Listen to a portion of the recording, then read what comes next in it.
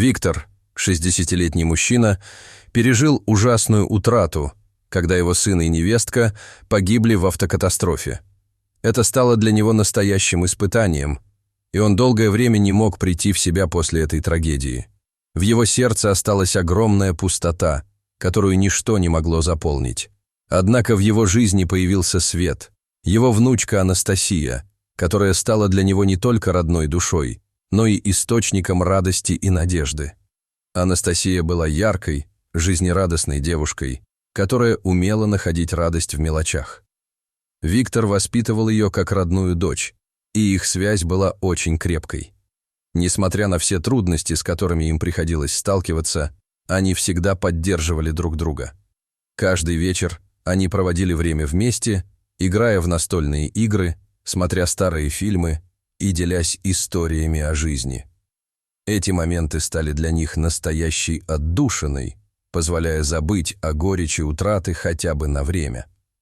Однажды, во время прогулки в парке, Анастасия заметила маленького щенка, который заблудился и выглядел очень испуганным.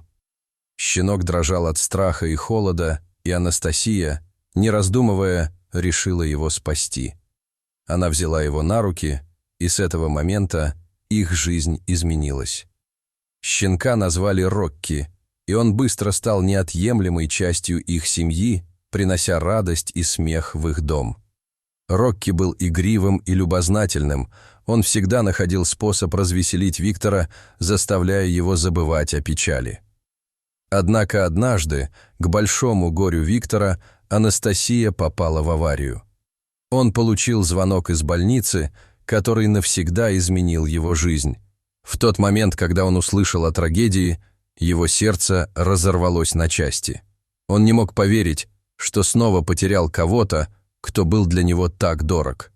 Анастасия трагически погибла, и Виктор и Рокки были потрясены этой ужасной новостью.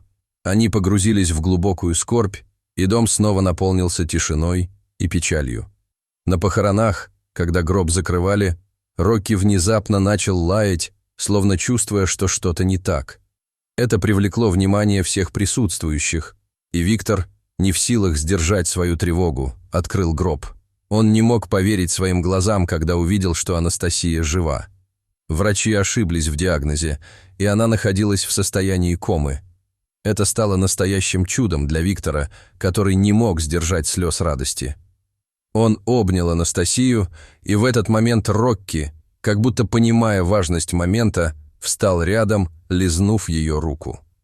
После этого события жизнь Виктора и Анастасии начала меняться. Анастасия постепенно приходила в себя, и Виктор не оставлял ее ни на минуту. Он проводил с ней каждую свободную минуту, рассказывая о том, как сильно он ее любит и как рад, что она вернулась. Рокки стал их верным спутником, всегда рядом, когда они нуждались в поддержке. Он помогал всем справиться с горем и радостью, стал настоящим членом их семьи. История Виктора, Анастасии и Рокки учит важности любви, верности и надежды. Она показывает, что даже в самые темные времена можно найти свет, и что семья – это не только кровные узы, но и те, кто готов поддержать и любить нас, несмотря ни на что. Виктор понял, что жизнь продолжается, и он будет делать все возможное, чтобы сделать Анастасию счастливой, как она делала это для него. С каждым днем они становились все ближе, и вместе с Рокки они начали новую главу своей жизни, полную надежды, любви и новых приключений. Дорогие зрители, если вам понравилось это видео, то ставьте лайк и подписывайтесь на наш канал. До свидания.